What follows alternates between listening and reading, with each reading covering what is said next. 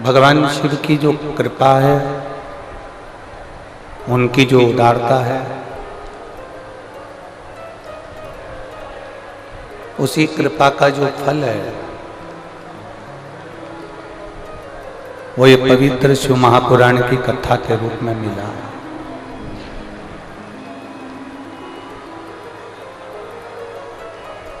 यदि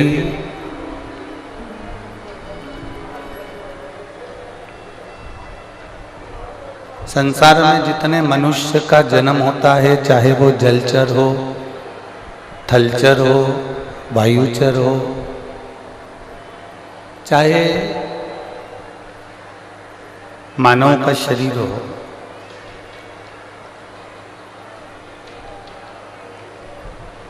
इस मृत्यु लोक में जन्म लेने वाले प्रत्येक जीव का जब माता के गर्भ में आगमन होता है, माता के गर्भ में जब वो आता है,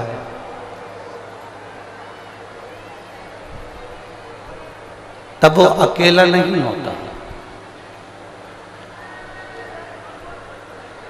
है अकेला नहीं होता। शिव कथा कहती है कि उस समय पर उसके साथ में स्वयं देवादिदेव महादेव भी शक्ति देकर उसके भीतर उसके कदम से कदम मिलाकर चलने के लिए उसके साथ प्रकट हो गए।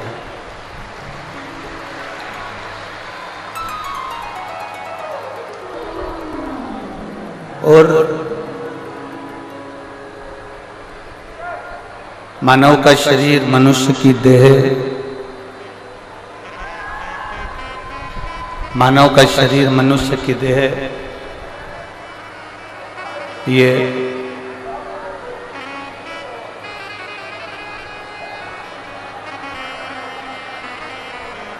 केवल भगवान देवादिदेव महादेव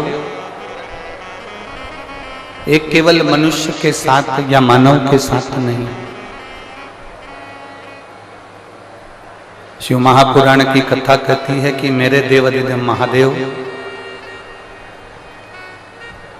सबके साथ है। अब कई लोग कह देते हैं कि हम तो बड़े दुखी हैं, भगवान ने हमारा साथ छोड़ दिया। मेरी दीदियों,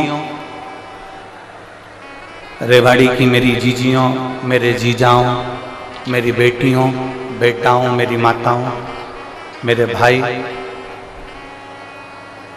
एक स्मरण अपने भीतर रखिएगा। आप कहते हो कि भगवान ने हमारा साथ छोड़ दिया, आप कहते हो कि परमात्मा ने हमारा साथ छोड़ दिया। शिव महापुराण की कथा कहती है ये संसार के लोग होंगे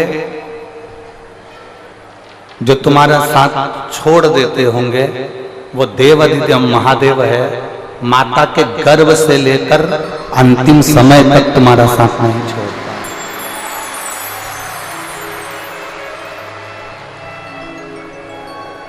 और एक बात और अच्छे से अपने भीतर उतार कर रखना, लोग कहते हैं कि ये मरने के बाद नरक जाएगा या स्वर्ग जाएगा, ये दुनिया के लोग बात करते हैं। ये दुनिया के लोग कहते हैं कि ये नरक जाएगा, ये स्वर्ग जाएगा, ये नरक में जा गिरेगा, ये स्वर्ग में गिरेगा। ये दुनिया के लोग बात करते रहते हैं। ये दुनिया के लोग कहते रहते हैं कि ये नरक जाएगा, ये स्वर्ग जाएगा। आप में से अगर कोई आपके रिश्तेदार स्वर्ग में गए हों तो उनसे एक पत्र लिखवा के मंगवा लो कि स्वर्ग में एसी का रूम है, कि 4 बेड लगा है, कि डबल बेड लगा है, कि वहां पर 4 व्हीलर गाड़ी है, कि रथ है, कि बग्गी है। और आपके ही कोई रिश्तेदार अगर नरक में गए हों तो वहां से भी पत्र लिखकर बुलवा लो कि वहां पर ये तकलीफ भोगना पड़ रही है।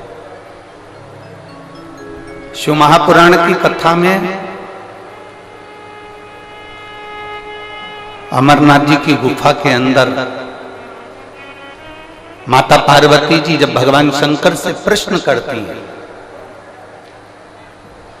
और माता पार्वती जी ने भगवान देवाधिदेव महादेव से प्रश्न किया कि संसार में जन्म लेने वाला व्यक्ति, संसार में जन्म लेने वाला मनुष्य स्वर्ग जाता है, नरक जाता है, स्वर्ग का सुख भोगता है, नरक का दुख भोगता है।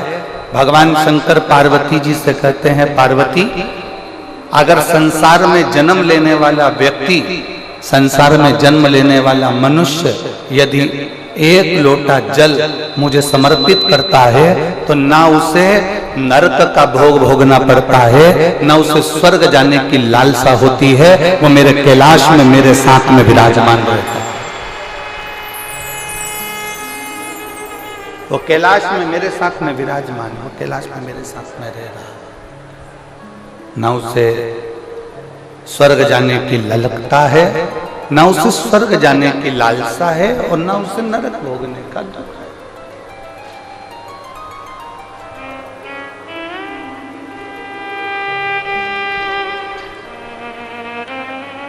कई लोग कह देते हैं, कोई अगर पूजन कर रहा है ना, कोई थोड़ी सी पूजन कर रहा है और पूजन में बच्चे ने गलती कर दी,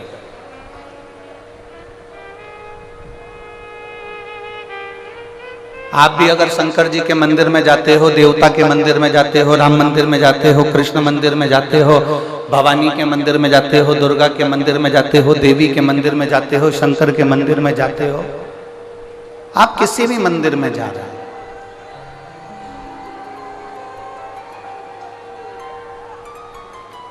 आप किसी भी मंदिर के अंदर प्रवेश कर रहे हैं, आप किसी भी मंदिर के अंदर जा रहे हैं, छोटे छोटे बच्चे उस मंदिर में दर्शन करने आ रहे हैं, छोटे छोटे बच्चे उस मंदिर में पूजन करने आ रहे हैं। बोलो आप लोगों ने दर्शन करें ऐसा कि छोटे छोटे बच्चे आपके आसपास में जो शिवालय हैं, देवालय हैं, शंकर के मंदिर हैं, भगवान शिव के जो मंदिर हैं, वहां छोटे छोटे बच्चों का आपने दर्शन किया हो, वो भगवान का पूजन कर रहा है। एक छोटे से बच्चे के हाथ से जल चढ़ाते चढ़ाते अगर लोटा नीचे गिर गया,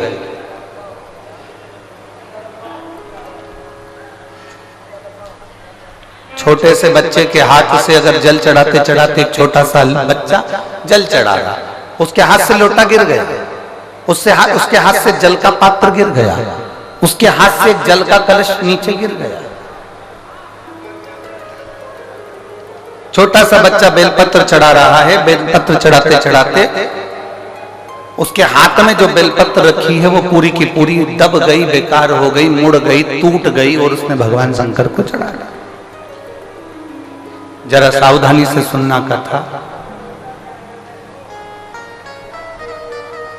छोटा सा बच्चा सेवा कर रहा है, कोई महिला आ गई, कोई बहू आ गई, कोई बेटी आ गई, उस बहू को सेवा करना नहीं आता, उस बहू को भगवान की पूजन करना नहीं आता, उस बहू को, उस बेटी को भगवान की आराधना करना नहीं आता, उस बहू बेटी को भगवान का पूजन करना नहीं आता। आ गई वो और पूजन में लग गई,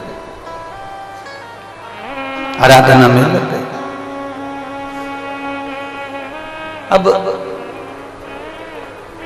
मान लो उससे कोई गलती हो रही है, मान लो उस बच्चे के हाथ से लोटा गिर गया, मान लो उस बच्ची के हाथ से लोटा गिर गया, मान लो बहू पूजन कर रही थी उससे कुछ गड़बड़ी हो गई, बेटी पूजन कर रही थी उससे कोई गड़बड़ी हो गई, कोई बच्चा पूजन कर रहा था उससे कोई गड़बड़ी हो गई, कोई पूजन में त्रुटि हो गई। तो मेरा निवेदन इस व्यासपीठ से है कि जितने बड़े बड़े लोग जिनको पूजन करना आती है, जिनको आराधना करना आती है, जिनको अर्चना करना आती है, उनसे निवेदन है उस बच्चे को लोटा गिरने पर, उस बच्चे को गलत पूजन करने पर, उस बच्चे को कहीं त्रुटि वाली पूजन करने पर भी मेरा घर के बड़ों से निवेदन है उसको डांटने का प्रयास मत करना, क्योंकि वो अभी अभी जुड़ा, वो अभी अभी जुड़ा। जब वो अभी अभी जुड़ा है तो धीरे धीरे धीरे धीरे वो सेवा की ओर, पूजन की ओर अग्रण्य होगा, वो धीरे धीरे पूजन की ओर बढ़ेगा। वो धीरे धीरे सेवा की ओर बढ़ेगा, धीरे धीरे सीखेगा। अब आप लोग क्या करते हो कि एक साथ एकदम बच्चे को चिल्ला देते हो। जरा सी गलती हुई, जरा सी गड़बड़ी हुई और आपने बच्चे को चिल्लाया। जरा सी गलती हुई, जरा सी गड़बड़ी हुई और आपने बच्चों को चिल्लाना प्रारंभ कर ना।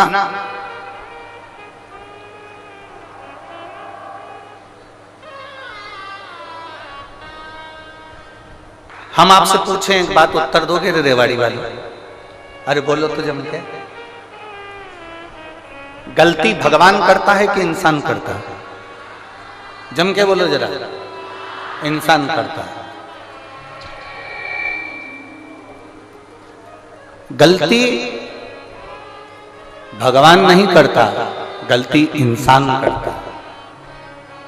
आपसे अगर कोई गलती हो भी गई है, मान लो जल की जगह तुमने दूध चढ़ा दिया, दूध की जगह दही चढ़ा दिया, दही की जगह तुमने जल चढ़ा दिया।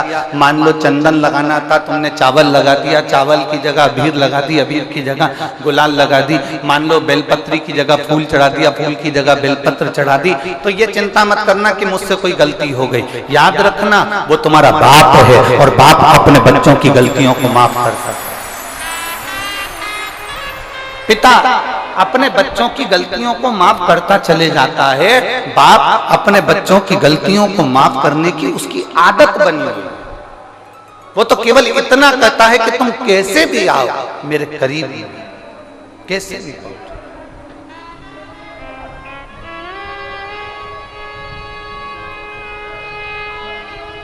और शंभो शरणे पड़ी मांगू घड़ी रे घड़ी, दुख काटो दया करी ने दर्शन आपो।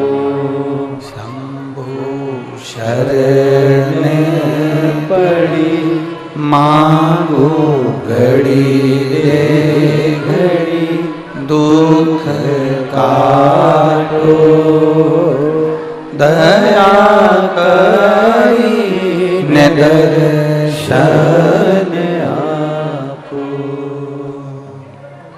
आप उसकी शरण में जाइए, आप उसके चरणों में पहुंचिए, आप उससे विनय करने पहुंचे, आप उससे निवेदन करने पहुंचे।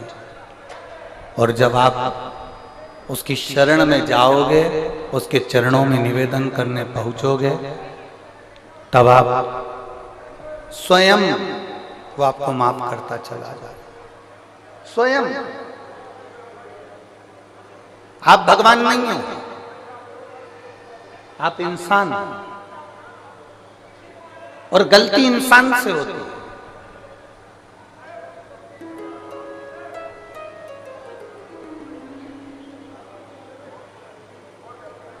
और इंसान अगर गलती नहीं करेगा तो परमात्मा माफ कैसे ना करेगा? भाई फिर एक निवेदन करेंगे आपसे।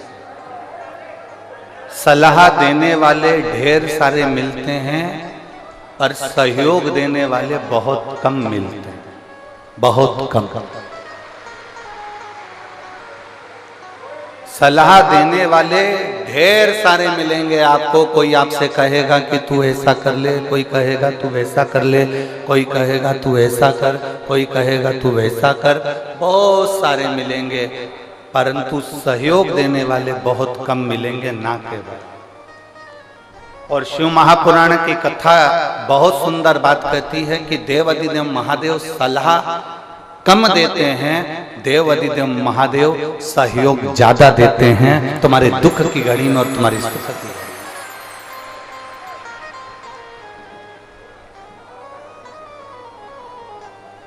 वो सहयोग ज्यादा देते हैं, वो सहयोग ज्यादा प्रदान करते हैं।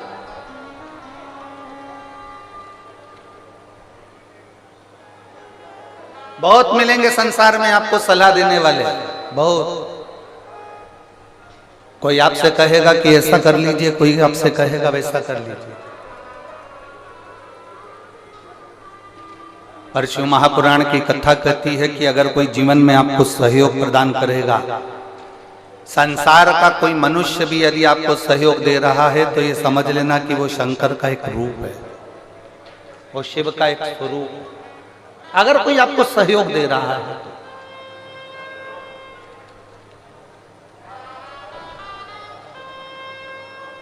बहुत मिलेंगे। शिव महापुराण की कथा कहती है हमको ऐसे भी लोग मिलेंगे जो दिन रात आपको अपशब्द कहते मिलेंगे, दिन रात आपको गालियां।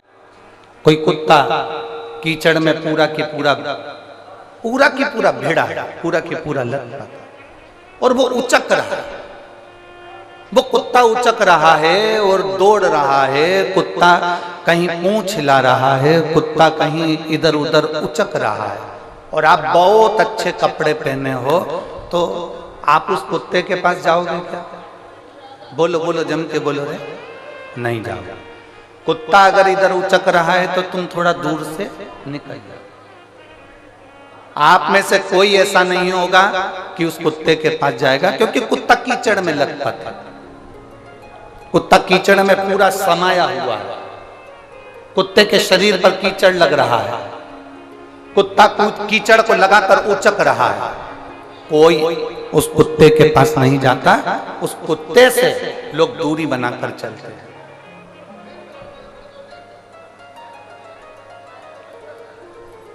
टीवी पे उस कुत्ते से लोग दूरी बनाकर चलते हैं, दूरी। कोई कुत्ते के पास नहीं जाता।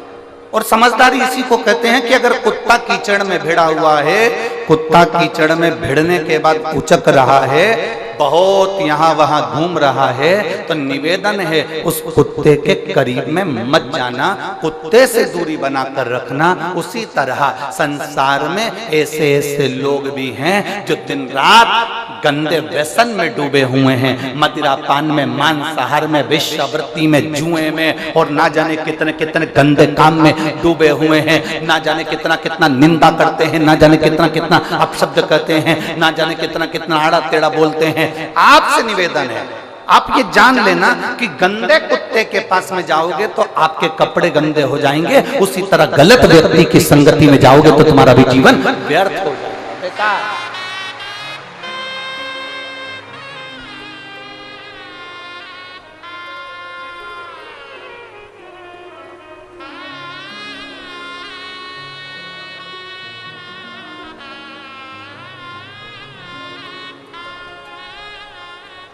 आज हमारे सुनील जी, जजमान जी की धर्म पत्नी श्रीमती मंजू जी यादव जी बता रही थी, गुरुदेव हमारी बेटी बोल रही थी कि मम्मी ना जाने कितने भाग्य प्रबल हुए होंगे जो शिव महापुराण की कथा अपने यहाँ हो रही है और गुरुजी अपने घर पे ठहरे हुए हैं और भोलेनाथ जी की सेवा घर पर चल रही है। तो मंजू जी बता रही थी कि बेटी कह रही थी कि गुरुजी जब तक घर में हैं मम्मी तब तक प्रयास करना कि चाहे भोजन प्रसादी हो, चाहे जल प्रसादी हो, चाहे गाय का दूध प्रसादी हो, भोलेनाथ जी की पूजन की सामग्री हो, प्रयास करना मम्मी कि आप, हम और घर के लोग गुरु जी को वो प्रसाद पवा सकें, वो प्रसाद दे सकें। ये संस्कार, ये संस्कार झलक, इसको कहते हैं संस्कार।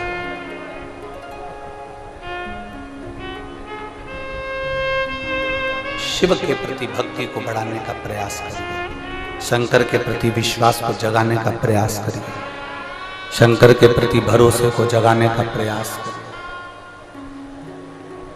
गंदा बोलने वालों से दूरी बनाकर रखो, गंदे काम करने वालों से दूरी बनाकर रखो, वरना गंदा बोलने वाला, गंदा काम करने वाला, गलत व्यवहार करने वाला, गलत व्यक्ति अच्छे व्यक्ति को फंसाकर चला जाता है और गंदा अपनी जगह। एक बड़ा सुंदर संवाद हमने पहले कथा में कहा, आप लोगों ने सुना होगा। एक कौवा दौड़ते दौड़ते उड़ते उड़ते मानसरोवर पर आ गया, जहां पर हंस बैठे हुए, जहां पर हंस और कौवा नहीं जा रहा। कौवा नहीं गया तो हंस चले गए, केवल एक हंस बैठा रहा, और एक हंस बैठा था तो उसने कौवे से दोस्ती कर ली। अब कौवे और हंस की ऐसी दोस्ती हो गई, ऐसी दोस्ती हो गई कि कौवे को भूख लगने लगी, और भूख लगने लगी तो कौवा कहने लगा मुझे बहुत तेज भूख लग रही है, कुछ दे दो मुझे खाने के लिए, कुछ मुझे प्रदान करो खाने के लिए। तभी उसी समय पर, उसी पल, उसी घड़ी हंस गया, मोती चुक कर ले आया, कौवे को दिया, ले कौवा ये मोती ले, खा ले। कौवा कहने लगा आज तक मैंने जिंदगी में मोती नहीं खाया, मेरी तो चोंच टूट जाएगी, मैं मोती कैसे खा सकता, अभी तक मैंने कभी मोती नहीं खाया, अभी तक मैंने मोती का सेवन नहीं करा, अगर मैं खाऊंगा तो मेरी ये चोंच टूट जाएगी, अगर मैं खाऊंगा तो मेरी चोंच टूट जाएगी, मैं नहीं खाता। कौवे ने मना कर दिया। अब कौवा भूखा रहने लगा, बहुत भूख से विलपने लगा। भूख के कारण जब विलप रहा था कौवा को कहने लगा हंस से, हंस अब तू मेरे साथ चल, मेरे यहाँ रहना दो एक दिन। हंस चले गया कौवे के साथ में। कौवा, हंस तो मानसरोवर पर रहता था, कौवा शमशान में बड़ के पेड़ के ऊपर रहता था। कौवा बैठ गया, हंस को भूख लगी। हंस ने कहा कौवे मुझे भूख लग रही है। कौवा कहता है मैं अब भी लेकर आता हूँ। कौवा उड़ कर गया, मरा हुआ कुत्ता पड़ा था, उस कुत्ते का मांस उठाया कौवे ने, लाकर हंस को देने लगा। हंस कहता है मैं नहीं खाऊंगा, भले मर जाऊंगा पर ये गंदी चीज नहीं खाऊंगा। दोनों बात कर रहे थे और वो मांस का टुकड़ा नीचे गिर गया। नीचे गिरते ही एक राजकुमार बैठा था, उसके ऊपर मांस का टुकड़ा गिरा। राजकुमार को क्रोध आया, उसने धनुष उठाकर बाण छोड़ा। जो बाण छोड़ा, छोड़ते से कौवा तो भाग गया, हंस को तीर लग गया। हंस को जैसे बाण लगा, हंस नीचे गिरा तो राजकुमार ने हाथ जोड़कर कहा हंस देव, मैंने तो कौवे के ऊपर बाण छोड़ा था और बाण आपको लग गया। इतने में हंस कहते हैं भाई तेरी गलती नहीं है, मैंने गलत व्यक्ति का संग कर लिया था, गलत व्यक्ति का संग करा इसलिए मुझे ये बाण लगा। गलत काम करने वाला व्यक्ति गलत काम करके निकल जाता है, गलत बोलने वाला व्यक्ति गलत बोलकर निकल जाता है, गलत कार्य करने वाला व्यक्ति गलत काम कर निकल जाता है, और अच्छा व्यक्ति इसमें फंस जाता है।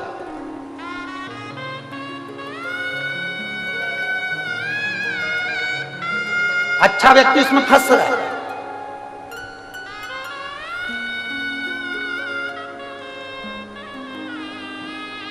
और इतना फंसा हुआ है वो अच्छा व्यक्ति की निकलने का प्रयास करता है तो निकल नहीं पाता, फिर नहीं देता। किम्मत बुरे कर्म कर बंदे वरना पछताएगा, भगवान की आंखों से तू बच नहीं पाएगा, तू बच नहीं पाएगा। अरे ओ अज्ञानी मत कर नादानी, अरे ओ अज्ञानी मत कर नादानी। तेरे कर्म का फल भी तू ही पाएगा, जैसा किया तूने तेरे आगे आएगा। मत बुरे कर्म कर बंदे वरना पछताएगा, भगवान की आंखों से तू बच नहीं पाएगा, तू बच नहीं पाएगा। अरे ओ अज्ञानी मत कर नादानी, अरे ओ अज्ञानी मत करना, अपने कर्म का भोग अपने को भोगना है। कोई दूसरा नहीं भोगने वाला। किसी अच्छे, बहुत सुंदर संवाद तमिल भाषा में एक संत ने एक पुस्तक लिखी है जिसका नाम है शिव रहस्य।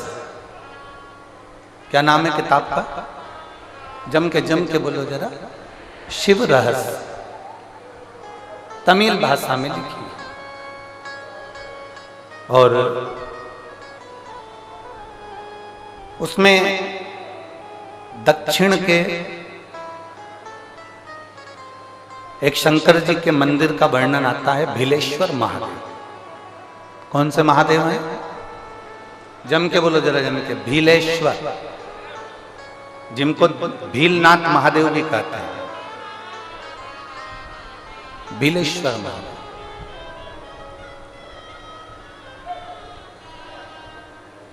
तमिल की उस पुस्तक में, शिव रहस्य में उसका वर्णन लिखा है कि एक घने जंगल में एक शंकर जी का एक शिवालय, घने जंगल, घना जंगल है, और उन शिव जी का नाम है भीलेश्वर महादेव। बहुत घना जंगल। अब शिव महापुराण में एक बात आती है कि एकांतेश्वर महादेव, एकांतेश्वर महादेव मतलब जंगल के अंदर कहीं एकांत में कोई शंकर जी का मंदिर हो, वहां जाकर जल जरूर चढ़ाना चाहिए। आप लोगों ने सुना है ना कथा?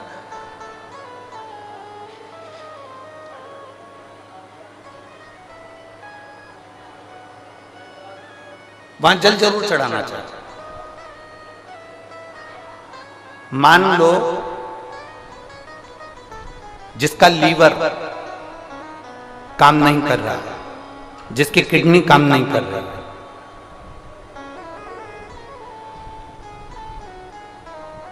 और डॉक्टर ने कह दिया कि इसका डायलिसिस चालू हो गया है या इसका डायलिसिस चल रहा है, बेलपत्री के पेड़ के नीचे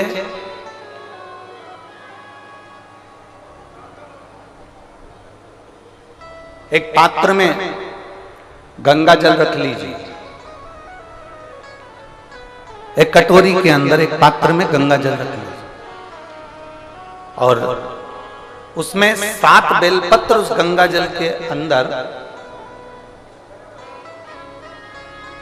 ये जो बेलपत्र हैं, 7 बेलपत्र गंगा जल के अंदर, ये 2 पत्ती उस कटोरी के अंदर नहीं जाना चाहिए, बस उसमें से 1 पत्ती उस गंगा जल के अंदर जाए। बहुत सावधानी से सुनिएगा। 1 पत्ती उस गंगा जल के अंदर चली जाए। 7 बेलपत्र लेना है, एक एक बेलपत्र को इसी तरह से उसको रखना, और भगवान शिव के कुंडकेश्वर महादेव का स्मरण करिए और अवधूतेश्वर महादेव का स्मरण करिए। घी का एक दीप लगा लीजिए, और देवादिदेव महादेव से पंचाक्षर मंत्र हो तो नमः शिवाय, षडाक्षर मंत्र याद हो तो ओम नमः शिवाय या श्री शिवाय नमस्तुभ्यम का जाप कर कर उस जल को लेकर आ जाइए। बेलपत्री को उठाकर शंकर जी के मंदिर में चढ़ा दीजिए, और वो जल लेकर आने के बाद जिसका लीवर या किडनी या डायलिसिस चल रहा है, उसको थोड़ी थोड़ी मात्रा में वो जल दिन भर में कम से कम 5-6 बार में वो पानी पूरा खत्म कर दीजिए, जो जल आप लेकर। धीरे धीरे डायलिसिस अगर हफ्ते में 2 बार हो रहा है तो हफ्ते में 1 बार होगा, फिर महीने में 1 बार होगा, फिर धीरे धीरे किडनी लीवर काम करना प्रारंभ कर देगा और डायलिसिस आपका बंद हो जाएगा। एक पत्र है,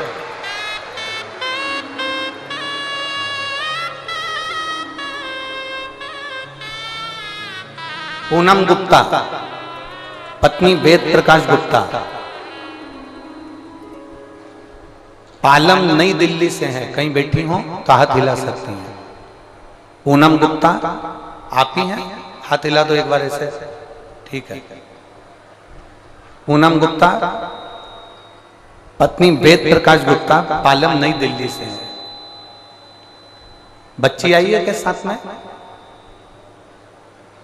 दिख रही है? ये टीवी चालू करवा, मेरे को भी नजर आया कम से कम। हाँ गोदी में लो, हाँ दिख गई दिख गई। ले आओ इस बच्ची को, धीरे धीरे कर लेकर आओ। आप फोटो देखिएगा, अगर आप लोग एलईडी देख रहे हैं या आस्था चैनल देख रहे हैं तो इस बच्ची का पहला फोटो देखिएगा, जिस समय पर इसकी किडनी और लीवर दोनों खराब हो चुके थे और इस बच्ची के पूरे शरीर पर सूजन है। अगर आप लोग एलईडी पर देख रहे हो या आस्था चैनल पर देख रहे हो तो इस बच्ची का पहला फोटो देखिए, जिस समय पर इस बच्ची का पूरा चेहरा, पूरा शरीर सूजन है। एलईडी पर चल रहा है।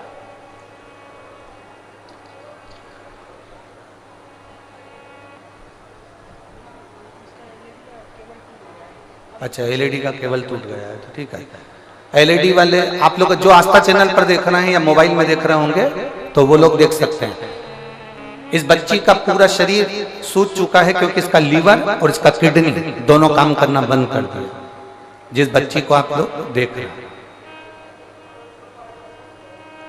अब पत्र है, मैं पूनम गुप्ता, पत्नी वेद प्रकाश गुप्ता, पालम नई दिल्ली से आई हूं। मेरा मोबाइल नंबर यह है। मेरी बेटी का जन्म 2018 में हुआ। 2018 में इसका जन्म हुआ।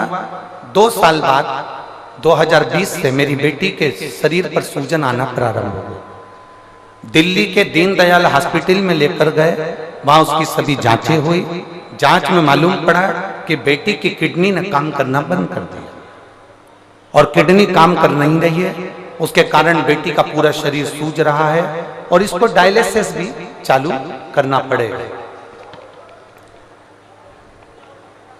दीनदयाल हॉस्पिटल से हमने उसको दिखाया, फिर दूसरे हॉस्पिटल में दिखाया। दिल्ली के कलावती हॉस्पिटल में हम लोग उसको लेकर पहुंच गए।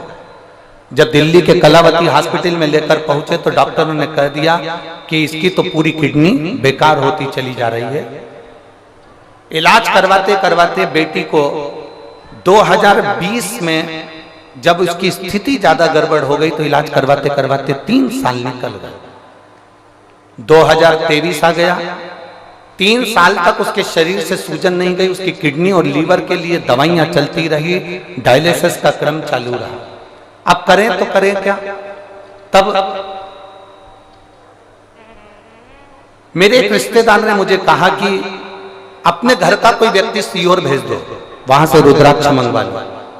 हमने कहा किसको भेजें? सीहोर का एड्रेस नहीं देखा, तब मालूम पड़ा कि भोपाल के करीब में है। तो हमारे यहाँ से एक व्यक्ति को हमने सीहोर भेजा, वहां का रुद्राक्ष और कंकर बुलवाया। उस रुद्राक्ष को गलाने लगे, शिवजी को जल चढ़ाने लगे। बेटी को भगवान शंकर पर चढ़ा हुआ जल देना प्रारंभ करा। एक बेलपत्र का प्रयोग, बेलपत्री के पेड़ के नीचे का जो आपने बताया था वो हमने करना प्रारंभ करा। गुरुदेव, आपको लोग भले टोटका वाला महाराज कहते हो, पर सत्य बात तो ये है, आप जो बताते हैं वो देवाधिदेव महादेव स्वयं बताता है और उसका फल मिलता है। गुरुदेव, आपने जो बेलपत्री का प्रयोग बताया था वो हमने करना प्रारंभ करा।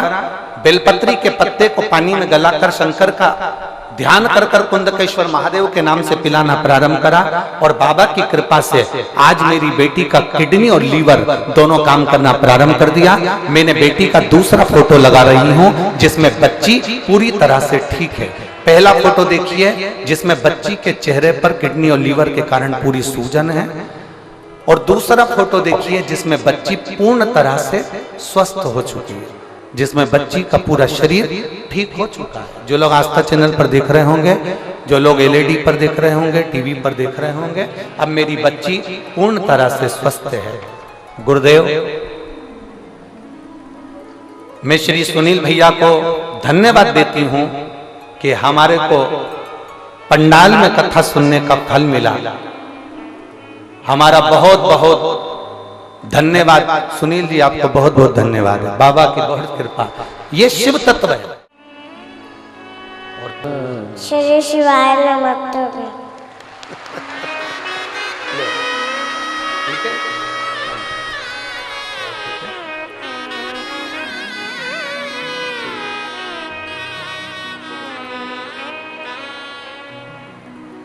जिसकी किडनी और लीवर दोनों खराब हो गए,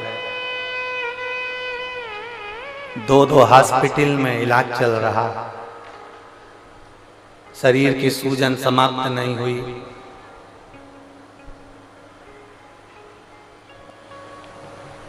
शंभू पर करा गया भरोसा फल देता। प्रार्थना करते हैं, आप जब दिल से बाबा से निवेदन करते हैं, बाबा श्रवण करते हैं, एक विश्वास भीतर हो, एक भरोसा भीतर, भरोसा।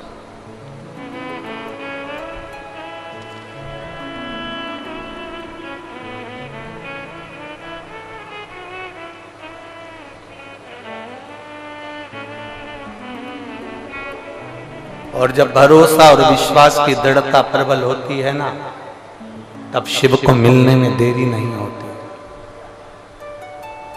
तब ओगरदानी मेरा, शंभू मेरा, त्रिकालदर्शी मेरा, कैलाशी मेरा, विनाशी मिलता है। उसको मिलने में देरी नहीं होती।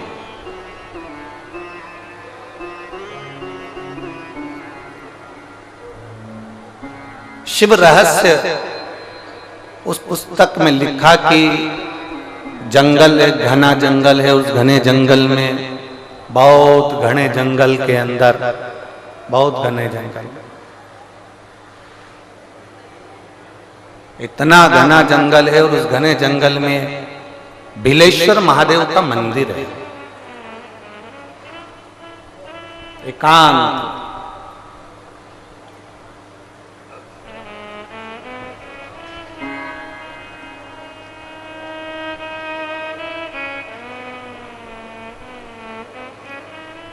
और जब बिलेश्वर महादेव का मंदिर है तो उसके पास में, जंगल के पास में जो गांव था, गांव में बहुत सारे ब्राह्मण रहते थे।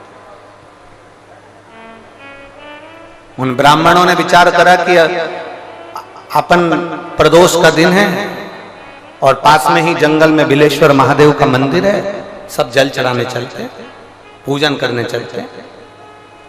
पर और उस मंदिर में कोई पूजन नहीं करता है। इतने में एक ब्राह्मण बोला कि मंदिर में पूजन तो होती है, पर वही वनवासी करते हैं, पर उनको पूजन करना नहीं आता। किसी ने पूछा कैसी पूजन करते हैं, तो कहने लगे जैसे हम तांबे के लोटे से जल चढ़ाते हैं, भगवान को भोग लगाते हैं, बेलपत्र चढ़ाते हैं। वो वन में रहने वाले, उनको कोई मालूम नहीं है ना, तो वो क्या करते हैं कि उन्हें चमड़े का, एक जानवर को मारकर उसकी खाल को, चमड़े का एक बैग तैयार करा है, उस बैग में जल भरते हैं और चमड़े का जल शंकर जी को चढ़ा देते हैं। किसी पशु पक्षी को मारते हैं, उसका मांस उठाकर भगवान को भोग लगा देते हैं। ब्राह्मणों ने विचार करा, बताओ कैसे लोग हैं, भगवान को पहचानते नहीं, कैसे लोग भगवान को जानते नहीं। अपन चलते हैं और अपन पूजन करेंगे। पूरे पूजन की सामग्री लेकर ब्राह्मण जितने थे सारे के सारे बिलेश्वर महादेव पर पहुंच गए। बिलेश्वर महादेव पर जैसे ही पहुंचे, जरा कथा पर ध्यान देना, ये कथा हमको बताती है, ये शिव रहस्य की कथा हमको कहती है कि भगवान कभी भी सामग्री का भूखा नहीं रहा, भगवान भोलेनाथ भाव का भूखा रहा।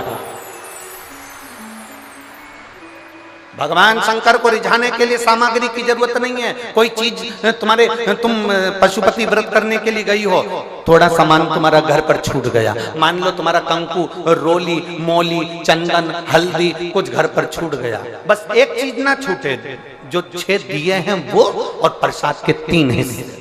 जो प्रसाद तुम लेकर जा रहे हो उसके 3 हिस्से करने का सामान वो छूटना नहीं चाहिए। बाकी का तुम्हारी मोली घर पर छूट गई, रोली घर पर छूट गई, चंदन घर पर छूट गया, अगर तगर घर पर छूट गया, कपूर घर पर छूट गया, लोटा पानी का घर पर छूट गया, कोई सामान तुम्हारा घर पर छूट गया, चल जाएगा, बिल्कुल चलेगा। तुम उसमें चिंता मत करना कि मेरी थाली में ये नहीं। गणगौर की पूजन करने जाती हैं माताएं, इधर गणगौर होती है कि नहीं होती हमको नहीं मालूम। गणगौर की जब पूजन करने माता जाती हैं, तीज का पूजन करने जाती हैं, देवी का पूजन करने जाती हैं, चतुर्थी का पूजन करने जाती हैं, किसी देवी देवता का पूजन करने जाती हैं, पूजन की थाली में दूसरे की थाली में देखती हैं कि बहुत सारा सामान है, मेरी थाली में ये चीज नहीं है, तो उसको याद आती रहती है, मैंने तो भगवान को ये चढ़ाया ही नहीं, मैं तो भगवान को ये दे ही नहीं पाई, मैं तो भगवान को ये दे नहीं पाई, मेरे पास तो ये सामान है ही नहीं, उसकी चिंता में लग जाती है। शिव महापुराण की कथा कहती है, जो देवी देवता ने आपके हाथ से बुलवाना था वो सामान देवी देवता ने अपने हाथ से बुलवा लिया, अब चिंता करने की जरूरत नहीं। आप ये टेंशन मत लो कि मेरी थाली में ये नहीं है, मेरी थाली में ये है, ना ना, आप तो भगवान के भरोसे छोड़ दो कि तूने जो कहा मैं वो लेकर आ गया, तूने जो मुझे बुद्धि दी उस बुद्धि से मैं लेकर आ गई, तूने जो मुझे आज्ञा करी मैं वो लेकर पहुंच गई। अब मेरे पास में ये नहीं कि मैं ये भूल गई, मैं ये रह गया।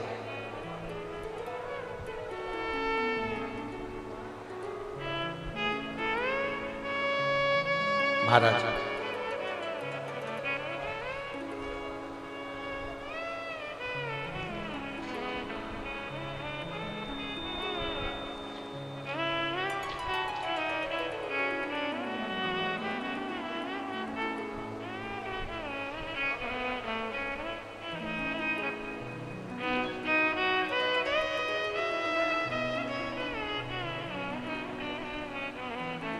बाबा तूने लाखों की बहुत। एक लड़का अपनी माँ से कहता मैं कभी एग्जाम नहीं दूंगा। देखिए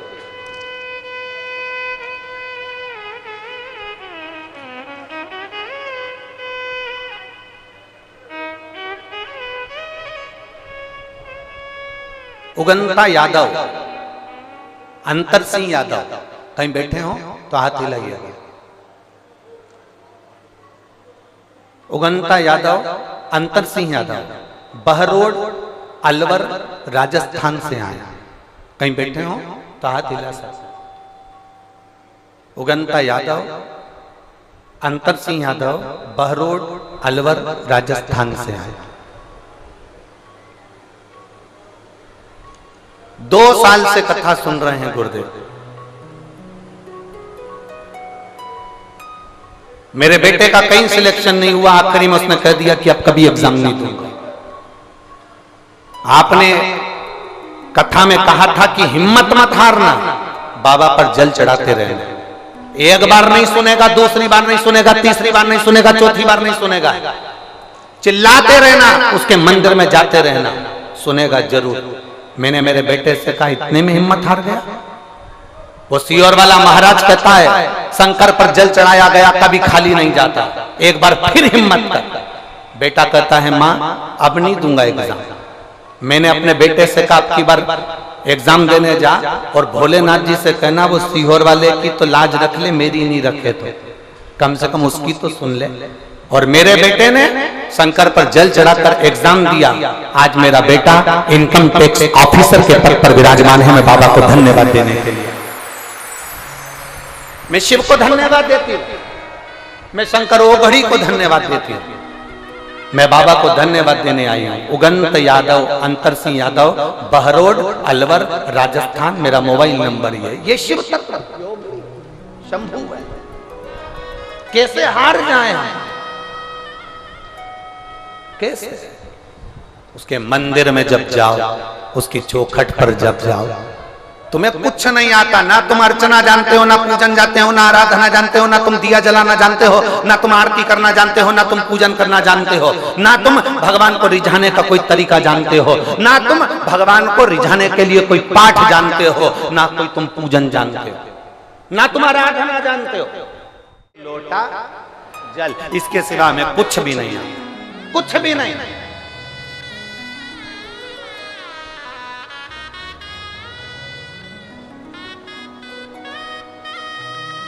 लोग हमसे कह देते तुम तो विद्वान ही नहीं हो, तुम्हें कोई मंत्र नहीं आता, कोई साधना नहीं आती, कोई ये नहीं आता, वो हम विद्वान बनना भी नहीं चाहते।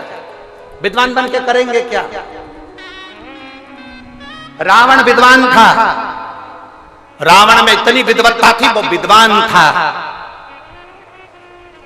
रावण के आगे लिखा होता था रावण लंकाधिपति विद्वान है। हनुमान जी के आगे विद्वान नहीं लिखा होता था, हनुमान जी के आगे लिखा होता था विद्यावान गुणयति चातुर।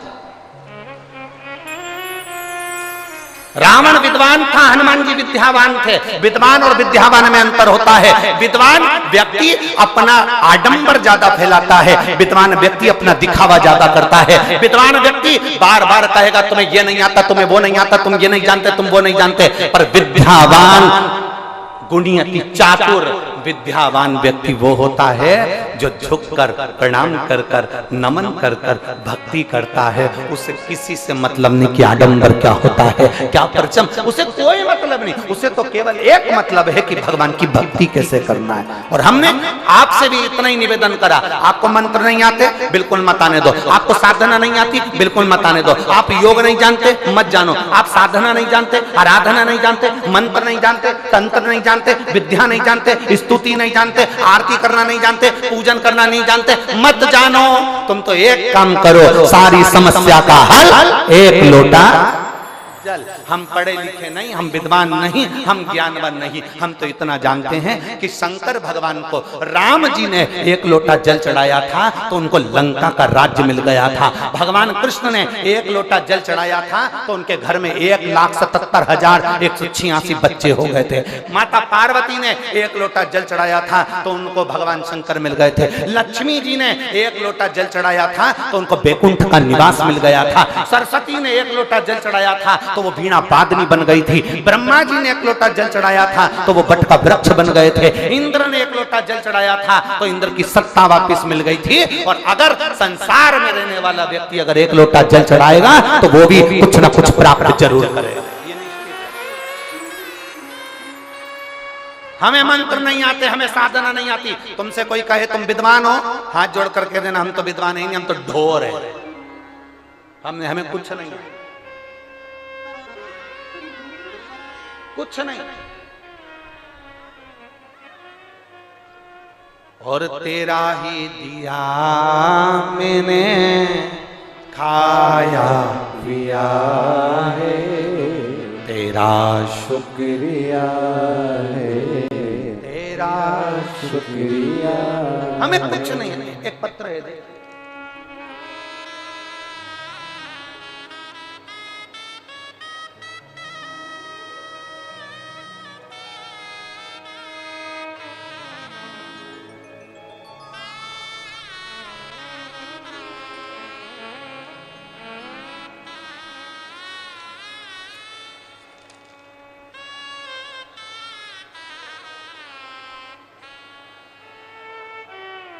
सुनील कुमार, नहीं ये तो सुनील कुमार मूसेपुर जी को उन्होंने बधाई दी है। मेरा नाम लव कुमार कन्नौजिया है। मैं दिल्ली के चांदनी चौक क्षेत्र का निवासी हूँ। मेरी आयु 42 वर्ष है। कहीं बैठे हैं कन्नौजिया जी? मेरा नाम लव कुमार कन्नौजिया है। मैं दिल्ली के चांदनी चौक क्षेत्र का निवासी हूँ। मेरी आयु 42 वर्ष है। मेरा मोबाइल नंबर ये है। मैं धोबी हूँ, मैं जाति से धोबी हूँ। कपड़े धोना, कपड़े पर प्रेस करना, इस्त्री करना, कपड़े पर ड्राई क्लीन करना और लोगों के घर से कपड़े लाकर धोना, ये मेरा काम है। मैं सुनील मूसेपुर जी को, जजमान जी को धन्यवाद देता हूं कि हमारे क्षेत्र में गुरुजी आप कभी नहीं आए थे, पर सुनील भैया आपको लेकर आए हैं। मैं उनको धन्यवाद दे रहा हूं। सुनील जी, एक बात तो है, आपने कईयों के दिल पर राज कर लिया। ये कथा का आयोजन कराकर आपको बहुत बहुत साधुवाद, बहुत बहुत बहुत। और बाबा अगर ऐसी कृपा बनाकर रखे ना तो ऐसे सत्कर्म करते रहना। देवाधिदेव महादेव आपके ऊपर ऐसी कृपा बना। मैं जात का धोबी हूं। कपड़ों पर प्रेस करना, कपड़े धोना। कहीं बैठे हैं श्री लव कुमार कन्नौजिया जी, दिल्ली के चांदनी चौक क्षेत्र के निवासी हैं। मेरी आयु 42 वर्ष। कहीं बैठे हो तो हाथ हिला सकते हैं। मैं धोबी हूं, कपड़ा धोना प्रेस करना मेरा काम है। गुरुदेव, बहुत संघर्ष में जिंदगी चल रही थी, कोई साथ देने वाला नहीं था, तब आपकी शिव पुराण ने मेरा साथ दिया। आपने भारत देश की मातृभूमि के कण कण को शंकर बना दिया, एक एक कंकर को शंकर घोषित कर दिया। मैं आपको साधुवाद देता हूं गुरुदेव।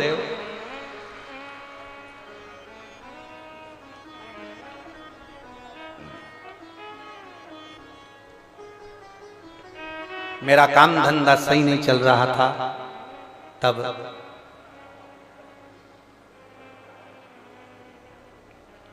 करूं क्या? आप कहते हो कि कुछ भी सेवा करो करो। मैंने भी उस दिन संकल्प ले लिया। आप एक लोटा जल का वर्णन करते हो, सारी समस्या का हल एक लोटा जल। मैंने भी बाबा से प्रार्थना करी, अगर मेरा धंधा चल गया और मेरा काम चल गया ना, तो मैं उसका एक अंश निकालकर जनमानस की सेवा करूंगा। अब सेवा करूं, परंतु आप कहते हो ना गुरुजी, भगवान कहते हैं पहले कर तो मैं तुझे दूं। अब मेरे पास में इतना पैसा तो नहीं था, पर मैं सोच रहा था, तभी किसी ने आकर मेरे दुकान पर कपड़े का बंडल रख दिया और कहा इसको धोना भी है, ड्राई क्लीन भी करना है और प्रेस भी करना है।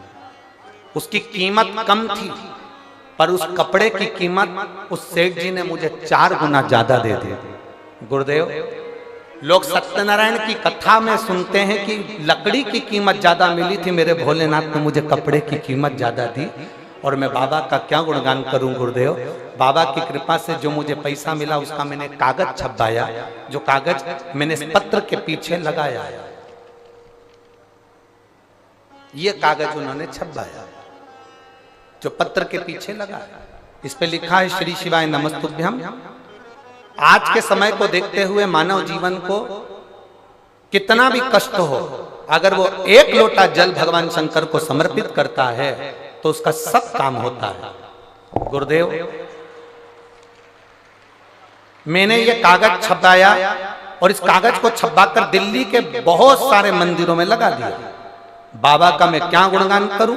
मैंने तो कागज लगाया था मंदिरों में और बाबा ने कृपा कर दी, भंडार भर दिया मेरा। मैं बाबा की कृपा का क्या गुणगान करूं। आज मेरे खुद बाबा की कृपा से 3-3 शॉप बाबा ने बना दिए। ये शिव कृपा है। केवल पर्चा लगाया, श्री शिवाय नमस्तुभ्यम, सारी समस्या का हल एक लोटा जल, एक विश्वास, एक भरोसा। कन्नौजिया जी, धन्यवाद आपको, बहुत बहुत साधुवाद जो आपने एक लोटे जल का जनमानस में प्रचार किया, उसके लिए साधुवाद।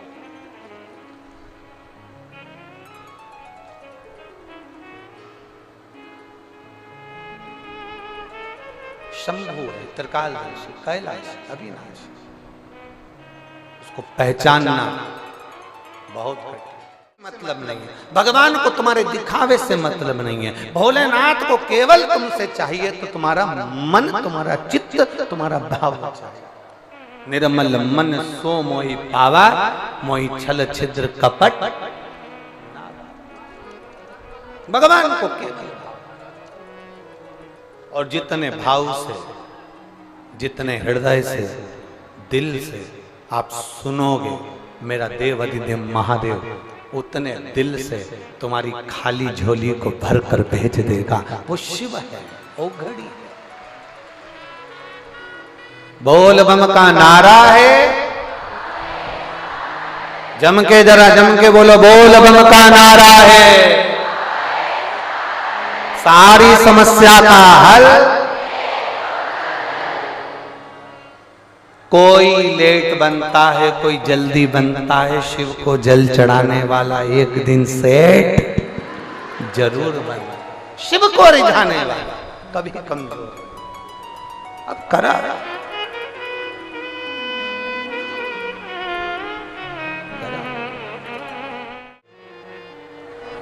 बाबा से अपने हृदय की बात बड़े आनंद के साथ, जहां जगह मिले वहां बैठकर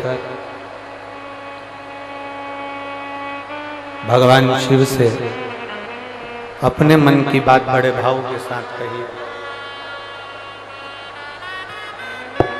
जहां भी जगह मिले वहां बैठकर भाव के साथ में बोलिए, हृदय से बोलिए। जो कार्यकर्ता खड़े हैं वो भी भगवान से प्रार्थना करें, बड़े भाव से निवेदन करें, दिल से, हृदय से।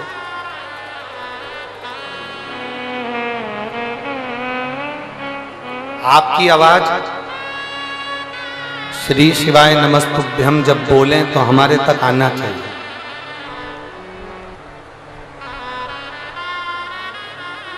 एक बच्चा जैसे पुकारता है तो माँ उसको गोदी में लेती है, बड़ा प्रेशर, बढ़ाओ प्रेशर। एक बच्चा जब पुकारता है तो माँ जैसे उसे गोदी में लेती है। जब आप पुकारें तो देवाधिदेव महादेव अपनी गोद में आपको और हमको बिठाए। इस भाव से भगवान को पुकारें, दिल से प्रार्थना।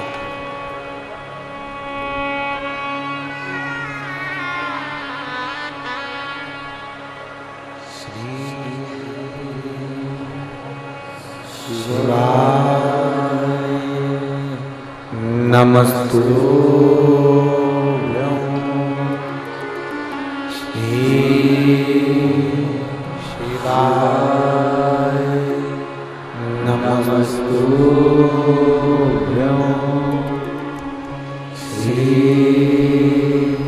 शिवाय नमस्तुभ्यं श्री शिवाय नमस्तुभ्यं श्री शिवाय नमस्तुभ्यं। भोला सब दुख काटो हमारा, ओ भोला सब दुख काटो हमारा। शिव शंकर जपो तेरी माला, भोले बाबा जपो तेरी माला।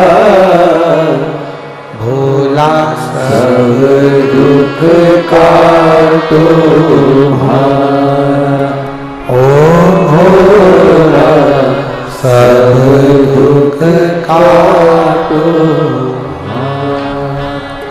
वेश मंगल मंगलकारी, वेश है मंगल मंगलकारी। शमशान वासी हमारा, शमशान वासी हमारा। ओ भोला सब दुख काटो हमारा, ओ भोला सब दुख काटो। भगवान देवाधिदेव महादेव से किया गया, करी गई प्रार्थना, करा गया निवेदन, करी गई पुकार कभी खाली नहीं जाती। शिव रहस्य कह रहा है कि ब्राह्मण सामग्री को एकत्रित कर कर भगवान शंकर के भीलेश्वर महादेव मंदिर में पहुंचे। अब भीलेश्वर महादेव के मंदिर में जब गए, उन्होंने मंत्र साधना कर कर भीलेश्वर महादेव का पूजन करना प्रारंभ किया। जरा समझिएगा कथा को, बड़े बड़े भाव से समझिए।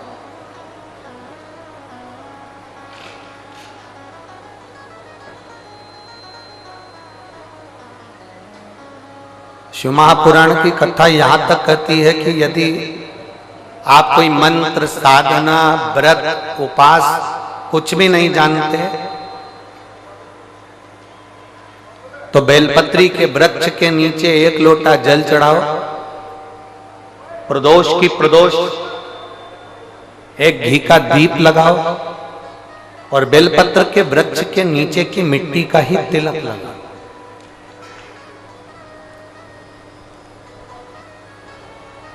बेलपत्र के वृक्ष के नीचे की ही मिट्टी का तिलक, एक पत्र है,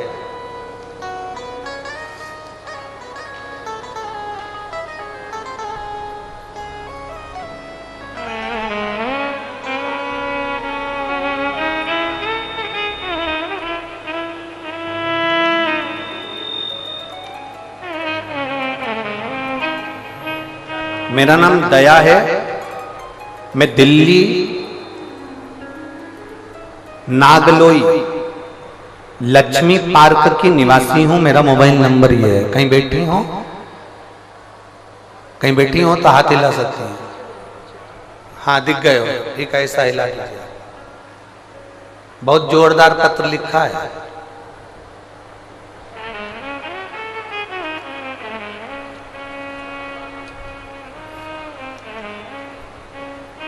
मेरा नाम दया है, मैं दिल्ली नागलोई लक्ष्मी पार्क की निवासी हूं।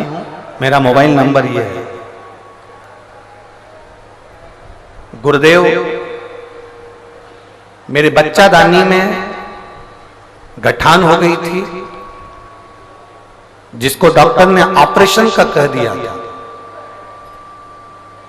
जितने हॉस्पिटल दिखाने के लिए गई सारे हॉस्पिटल में उसको ऑपरेशन का ही बोला।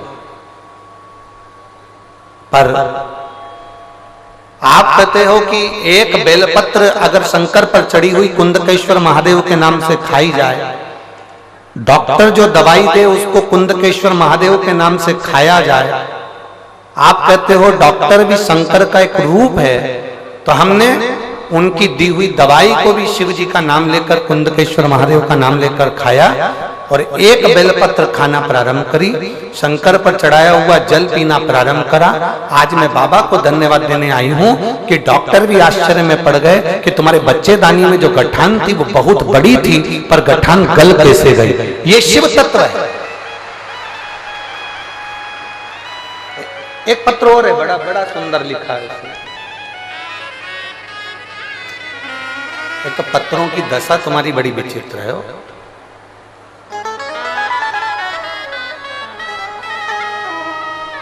मैं मनीता है, मैं सिकंदरपुर माजरा गोहाना सोनीपत जिले की निवासी हूं। कहीं बैठी हो तो हाथ हिला सकती हैं। मेरा नाम है मनीता, मैं सिकंदरपुर माजरा गोहाना सोनीपत जिले की निवासी हूं। कहीं बैठी हो तो हाथ हिला सकती हैं। पीछे दिख गई क्या? हाथ हिलाओ एक बार। हाँ वापिस हाथ हिलाओ, ऐसे ऐसे दिख जाओगे हम। ठीक है, दिख गया दिख गया दिख गया, ठीक है।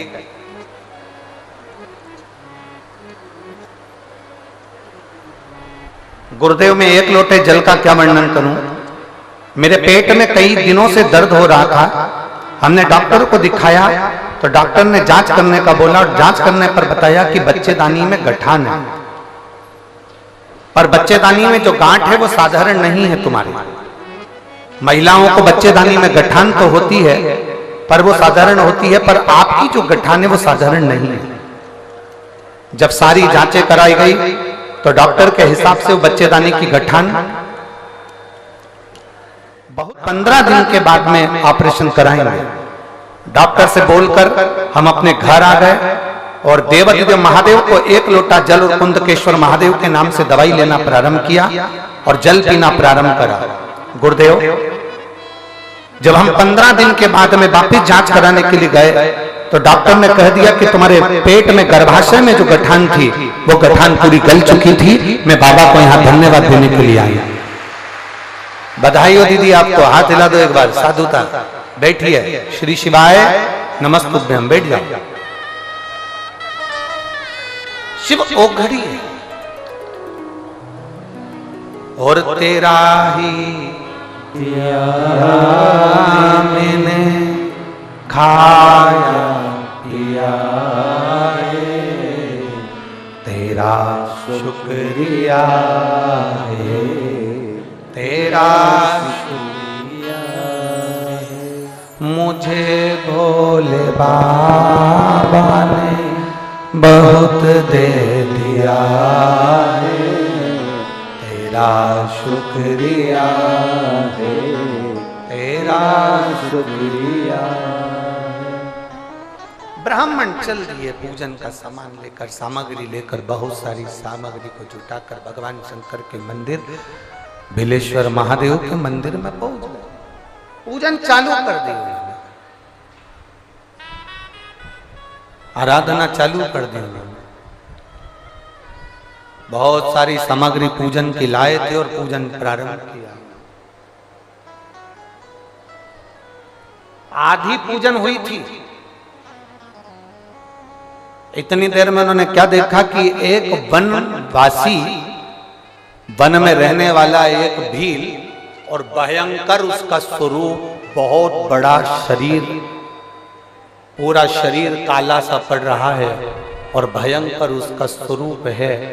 और वो शिवालय के अंदर आ गया और शिवालय के अंदर आते से भगवान शंकर के शिवलिंग को उसने दोनों हाथों से लपेट लिया, गले से लगाया।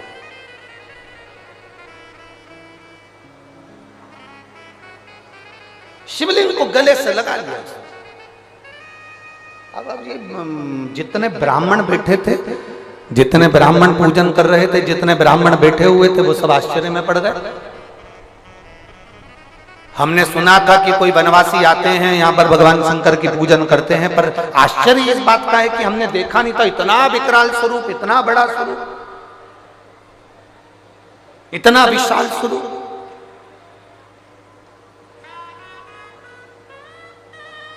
अब ये सब डरने लगे, भय खाने लगे, इनको डर लगने लगा, इनको भय लगने लगा। और इनको जब डर लगा, इनको जब भय लगा तो पीछे सरक गए मंदिर में, पीछे की ओर दीवार से थोड़ा सा टिक कर बैठ गए, पीछे की ओर सरक गए। जो पीछे की ओर खस के बैठे, इसने शिवलिंग को पकड़ा और भगवान शंकर को चिल्लाना प्रारंभ करा। बहुत तेज तेज इसने आवाज लगाई, बहुत तेज तेज इसने आवाज लगाना प्रारंभ।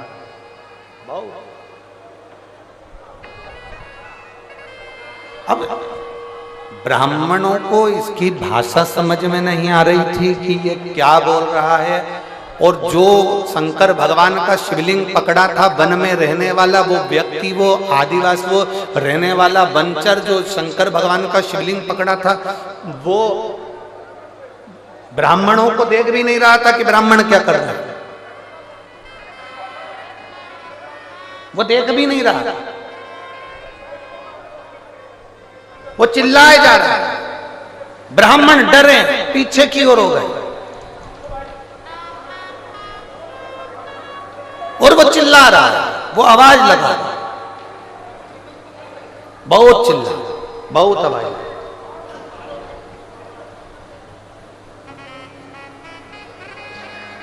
और इतना चिल्लाया वो, इतना चिल्लाया, इतना आवाज लगाया, बहुत। उस वन में रहने वाला वो व्यक्ति जब चिल्ला रहा था, ब्राह्मण पीछे खसक चुके थे। थोड़ी देर बाद उसने क्या देखा कि वो चमड़े के पात्र में से उसने जल निकाला और चमड़े के पात्र का जल महादेव को चढ़ाया। वो वन में रहने वाले व्यक्ति ने चमड़े के पात्र में से भगवान शंकर को जल चढ़ाया। फिर उसने क्या देखा कि उसी चमड़े के एक झोले में से उसने थोड़ा सा कुछ मांस आदि निकाला होगा, कोई जीव का, और वो भगवान को दिया होगा। और दिया होगा तो ब्राह्मण लोगों ने मुख पर पट्टी लगाई कि कैसा गंदा व्यक्ति है, इसीलिए तो हम शंकर की पूजन करने के लिए आए थे, इसीलिए तो हम शिव की आराधना करने के लिए आए।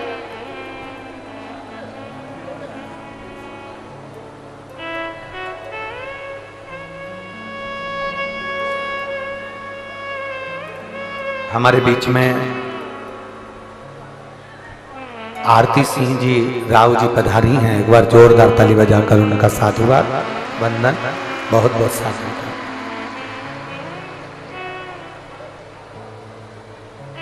शिव को पहचाने नहीं। अब थोड़ी देर बाद क्या होता है कि उन्होंने जल चढ़ाया, जल चढ़ाकर उसने जो भोग लगाया, भोग लगाने के बाद में ब्राह्मण को उससे चिढ़ने लगे, क्रोध करने लगे। इतनी देर में शंकर भगवान के उस शिवालय में जब उसने शिवलिंग पकड़कर अपने दोनों हाथों से, वो वन में रहने वाला व्यक्ति, वो जंगल में रहने वाला व्यक्ति शंकर भगवान के शिवलिंग को जब अपने दोनों भुजाओं से अपने गले से लगाता है और लगाकर जो पुकारता है, जो पुकारना प्रारंभ करा, इतनी देर में तो शंकर भगवान का शिवलिंग और शिवालय दोनों थर थर कांपना प्रारंभ कर दिया, हिलना प्रारंभ।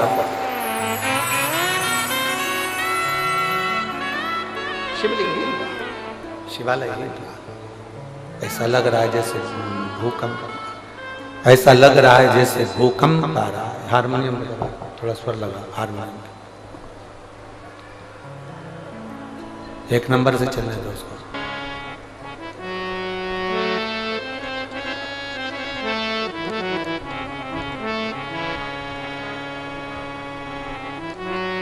पूरा भूकंप आ गया ऐसा।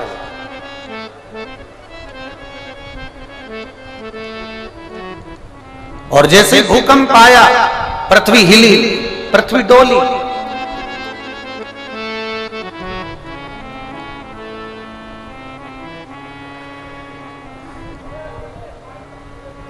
सारे ब्राह्मणों ने सोचा कि अभी ये ऊपर से जो मंदिर का शिखर है वो नीचे गिरेगा। सारे ब्राह्मणों ने सोचा ऊपर से मंदिर का शिखर नीचे गिरने वाला। अब ब्राह्मण तो मंदिर छोड़कर बाहर, और जो वनवासी था, जो भील था, उसने सोचा मेरे महादेव का शिवलिंग पर ये पत्थर गिरेंगे, मेरा भगवान शंकर का शिवलिंग टूट जाएगा। करे क्या? बचाने के लिए क्या था उसके पास? जंगल में रहने वाला, न पढ़ा न लिखा, न कुछ जानता, न आराधना, न पूजन, न व्रत, न तपस्या, न योग, कुछ नहीं जानता, न वेद न पुराण। बस उसने क्या देखा? भूकंप आया, पत्थर ऊपर से मंदिर के नीचे गिरेंगे, मेरे महादेव के शिवलिंग को लग जाएगी, और तुरंत वो वन में रहने वाला वंचक उस शंकर के शिवलिंग को, जैसे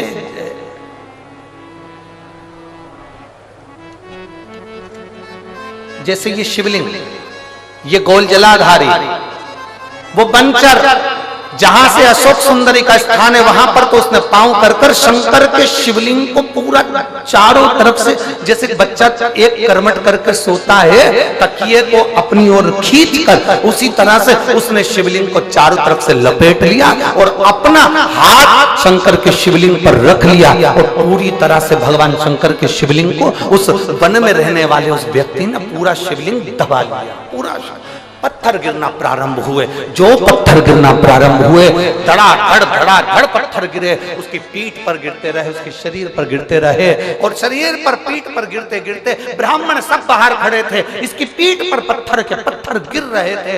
थोड़ी देर बाद पृथ्वी स्थिर हो गई, इसने अपनी पीठ से पत्थरों को हटाया, शंकर के शिवलिंग को देखा और देखकर उनको हाथ से स्पर्श कर कर कहा, बाबा कहीं आपको लगी तो नहीं है बाबा, कहीं चोट तो नहीं आई बाबा? और चिल्लाकर बोला अपनी भाषा में, रोज तुम मुझे बचाते थे, रोज तुम मेरी रक्षा करते थे, महादेव आज मैंने तुम्हारी रक्षा करी, आज मैंने तुम्हारी रक्षा करी। इतना तो कहना था, शंकर भगवान प्रकट हो गए उस शिवलिंग में से, प्रकट हो गए, और शिव जी प्रकट होकर कहते हैं ये शिवलिंग साधारण नहीं, तू भील है, तूने यहां पर मेरी सेवा करी है, इसका नाम भीलेश्वर महादेव होगा। दक्षिण में आज भी वह भीलेश्वर महादेव पूजित हैं। ब्राह्मण अंदर आए, शंकर भगवान ने कहा, देखो पूजन से मैं कभी प्रसन्न नहीं हुआ, बहुत पूजन की सामग्री से मैं प्रसन्न नहीं हुआ। ब्राह्मण देवता, तुम 4 घंटे से मंत्र पढ़ रहे थे, जैसे ही कंपन होने लगा तुम सबसे पहले छोड़कर भाग गए। पर ये ना पूजन जानता है, ना आराधना जानता है। ये भील है, जंगल में रहने वाला, ना कुछ आराधना जानता, ना पूजन जानता। बस इसने मेरे शिवलिंग पर भले कैसा भी जल चढ़ाया, पर मुझे दिल से प्रेम करा, भाव से रिझाया, इसलिए मैं प्रकट हो गया। इसलिए ब्राह्मणों ने चरण छुए, भगवान देवादिदेव महादेव के क्षमा याचना करी और भील से कहा, भील आज तेरे कारण प्रदोष के दिन हमें देवादिदेव महादेव का आज दर्शन हुआ।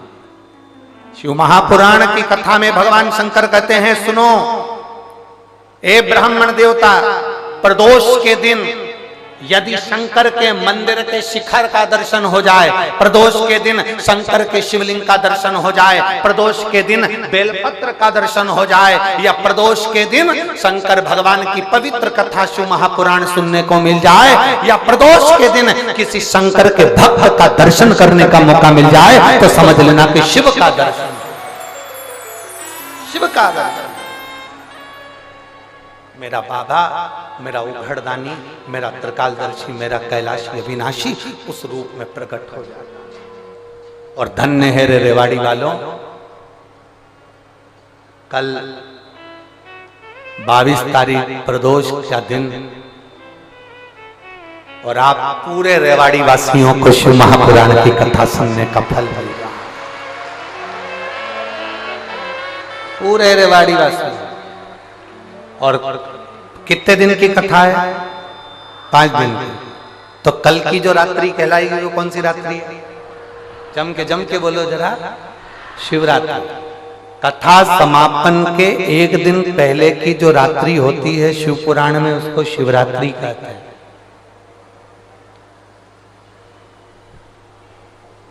कल रात भर पंडाल में बैठे हुए भक्त भगवान शंकर का गुणगान करेंगे, भजन करेंगे, कीर्तन करेंगे, मंत्र जाप करेंगे, और फिर परसों सुबह 8 बजे की कथा 11 बजे तक सुनेंगे, और फिर अपना अपना घर को चल देंगे महाराज सब।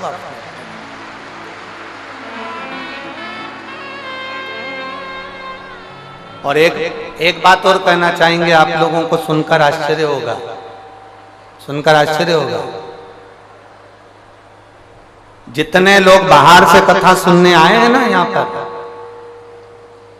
पंडाल में आधे से ज्यादा लोग तो रेवाड़ी वाले भी चद्दर तकिया लेके आराम से रह रहे हैं।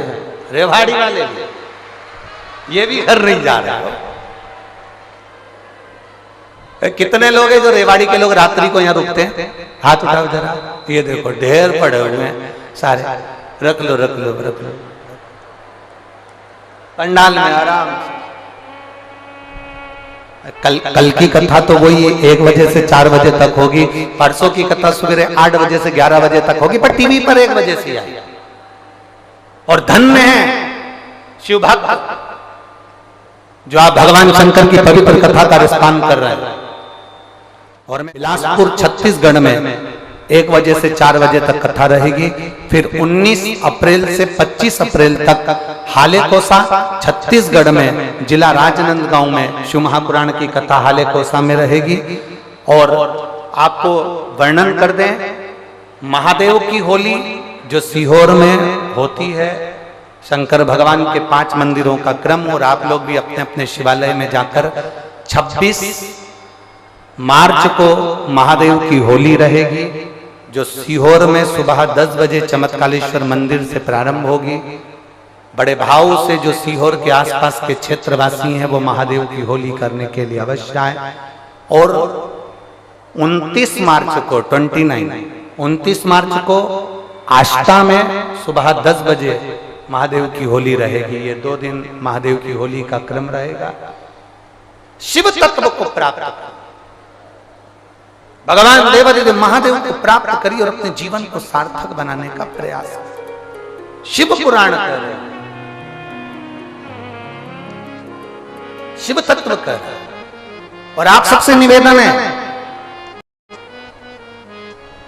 अपने अपने घर वालों से कह देना, परिवार वालों से कह देना, नातेदार रिश्तेदारों से कह देना। 4 दिन की कथा नहीं सुनी तो क्या हुआ, पर परसों सुबह 8 बजे से 11 बजे तक कथा रहे, दुकान थोड़ा 12 बजे जाकर खोल लेना, पर शिव महापुराण की कथा जरूर सुना। और बाबा तेरे ही भरोसे, ओ बाबा तेरे ही भरोसे, हवा बिच उड़ती जावांगी, बाबा डोर हर तो छठी नामे कटी जावांगी, भोले मैं तेरी पतंग, शंभो मैं तेरी पतंग, हवा बिच उड़ती जावांगी, बाबा डोर हर तो छठी नामे कटी जावांगी। शिव को पाने का प्रयास करें। आडंबर से भगवान देवाधिदेव महादेव नहीं मिलता, दिखावे से भगवान शंकर नहीं मिलता, दिखाकर भगवान शंकर को प्राप्त नहीं किया जा सकता। शिव कथा का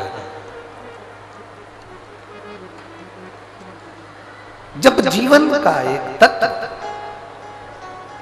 एक लक्ष्य बना लो, एक लक्ष्य, शंकर भगवान को अपना पिता मानकर तुम दिल से जो कहोगे वो सुनेगा, दिल से जो कहो। शिव कथा कर, भगवान शंकर का संवाद कर, शिव महापुराण की कथा कर।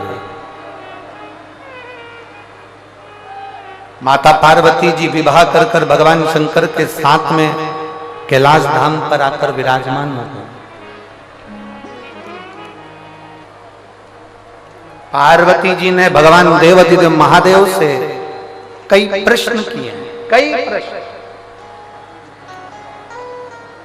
कोई प्रश्न में कमती नहीं रखी माता पार्वती।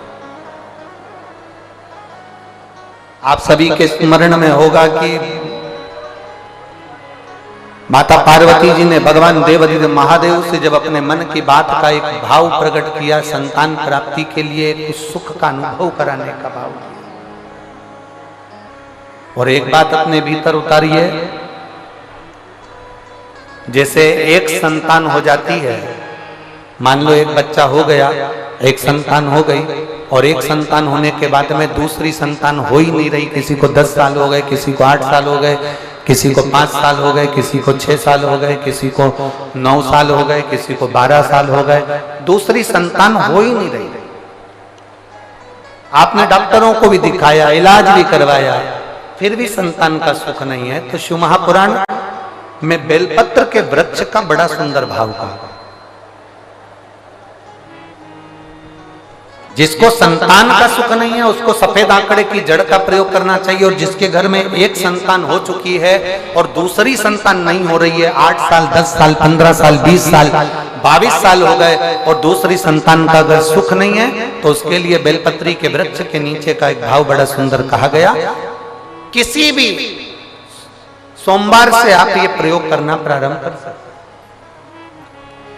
11 रुद्र होते हैं, 11 रुद्र होते हैं। एक सोमवार को बेलपत्री के वृक्ष के नीचे जाइए और बेलपत्र के वृक्ष के नीचे जाकर एक एक रुद्र का स्मरण करें। करना क्या है, बेलपत्री के वृक्ष के नीचे जब आप जाएं तो बेलपत्र के वृक्ष के नीचे की ही मिट्टी का एक कुंड, आप लोग क्या कह सकते हैं, यहाँ पर हम क्या बोलें उसको, जैसे मिट्टी का एक कटोरी बनाते हैं ना, क्या बोलते हैं उसको, कुंडी बना देते हैं मिट्टी की। बेलपत्री के वृक्ष के नीचे की ही मिट्टी, उसी मिट्टी का एक छोटा सा एक कुंडा बना लो उसको मिट्टी का। जितने लोग आस्था चैनल पर सुन रहे हैं, जितने लोग फेसबुक यूट्यूब पर श्रवण कर रहे हैं, बड़े ध्यान से सुनिएगा, सावधान। मिट्टी की कुंडी बनाई, उस कुंडी में जल समर्पित कर दिया और जल चढ़ाने के बाद में एक घी का दिया लगाकर वहीं पर थोड़ा सा मीठा, कुछ भी जो आपके पास में हो, घर में जो भी उस समय पर आपके साथ में हो, या तो दूध घर का मीठा हो जैसे मावे का, खोए का हो या खीर हो, तो वहीं पर एक कटोरी में थोड़ा सा रख दीजिए और उस कुंडी में जो जल चढ़ाया गया है वहां पर उस बेलपत्री के वृक्ष के नीचे भगवान शंकर के 11 जो रुद्र हैं उसमें से एक एक रुद्र का आपको स्मरण करना है। 11 रुद्र का नाम क्या है? तो पहले नंबर पर आता है कपाली, दूसरे नंबर पर आता है पिंडर, तीसरे नंबर पर आता है भीम, चौथे नंबर पर आता है विरूपाक्ष, पांचवें नंबर पर आता है बिलोहित, छठे नंबर पर आता है शास्त्र, सातवें नंबर पर आता है अजपात, आठवें नंबर पर आता है अहिष्णु और 9वें नंबर पर आता है शंभु, 10वें नंबर पर आता है चंड और 11वें नंबर पर आता है भव।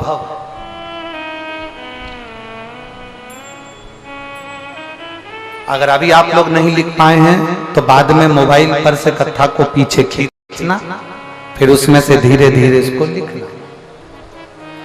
एक रुद्र के नाम से एक कुंड का निर्माण करा, पूजन करी, घी का दिया लगाया, वहां जो मीठा रखा है उसको लिया, कुंड में से थोड़ा सा जल लिया, बेलपत्री के पेड़ के नीचे आचमन किया, जो मीठा रखा है वो ले जाकर रात्रि के समय पर सोने से पहले पति पत्नी उसको पाएं और साथ रहे। एक सोमवार को ये प्रयोग करना है, फिर दूसरे सोमवार को दूसरे जो एकादश जो 11 रुद्रों का जो वर्णन किया गया है, एक एक रुद्र का नाम लेकर एक बार कुंड का निर्माण करना है।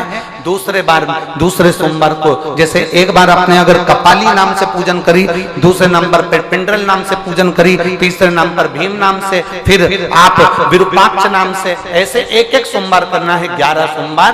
और 11 सोमवार जैसे तुम्हारे पूर्ण होंगे, भले 10 साल हो गए हो चाहे 15 साल हो गए हो, गर्भ जरूर घेरेगा और संतान की प्राप्ति जरूर। किसी किसी के यहाँ पर 11 रुद्र भी पूरे नहीं हो पाते हैं और गर्भ ठहर जाता है। लगभग 4-5 रुद्र पूरे होते हैं और गर्भ ठहर जाता है। तो आप जो 11 रुद्र हैं इनका स्मरण कर कर भी भगवान शंकर से प्रार्थना कर सकते, भगवान शिव से प्रार्थना कर सकते।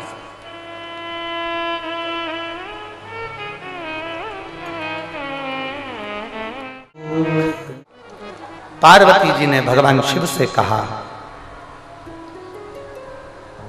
तारकासुर का वध होना है, गंगा जी के जल से भगवान शंकर के तेज पुंज से 6 पुत्रों का जन्म हो, जिनको कृतिकाओं ने पाला तो उनका नाम कार्तिकेय पड़ गया। बोल कार्तिकेय महाराज की, जिनका नाम कार्तिकेय पड़ गया।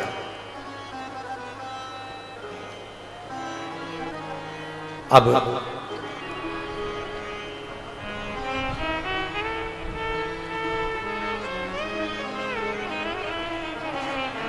माता पार्वती जी ने कार्तिकेय जी से कहा, तारकासुर का संहार तुमको करना है। तारकासुर का कार्तिकेय, ठीक है। भगवान शिव जी के पुत्र और पुत्रियों से एक चीज हमेशा सीखना चाहिए कि भगवान शंकर के जो पुत्र पुत्रियां हैं, भगवान शिव के जो बच्चे हैं, वो माता पिता की आज्ञा के बिना कभी रात्रि को बाहर नहीं निकलते, कभी रात्रि।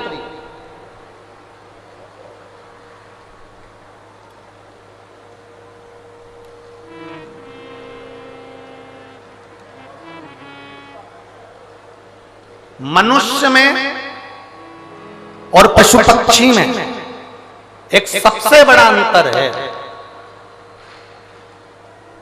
एक गाय भी अगर चरने के लिए जाती है तो रात होने से पहले अपने घर आ जाती है। बोलो सही है कि गलत है? अब गाय को भी जाने दो, गाय में तो बुद्धि होती है, भैंस में तो रत्ती भर नहीं होती है।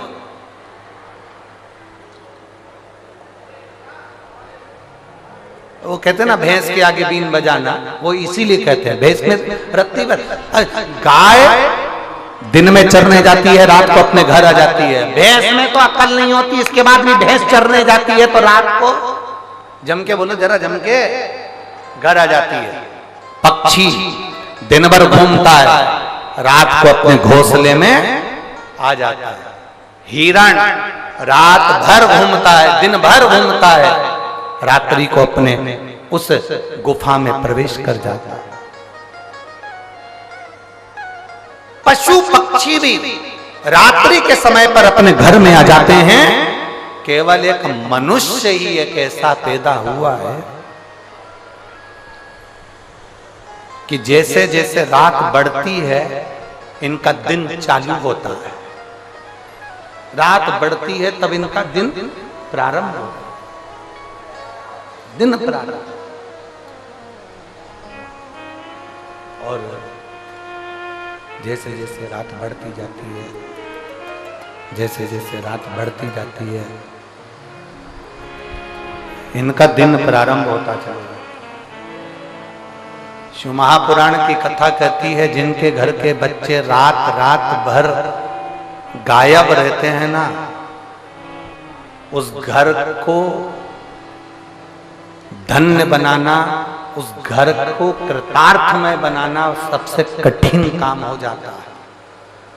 सबसे पहला काम मेरी जीजियों को करना चाहिए कि अपने घर के बच्चों को रात्रि में कहीं जाने से रोकना चाहिए। तुम जाओ रात्रि के 8-9 बजे तक जाओ, 9 बजे के बाद अपने घर में आ जाओ, पर पूरी रात आप अपना घर छोड़कर कहीं ना जाओ।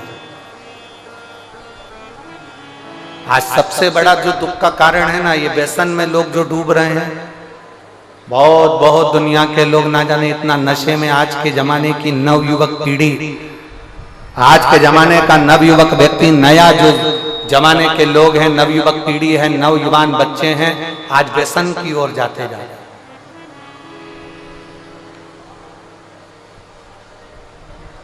निवेदन, व्यसन से मुक्त हो, दूर हो।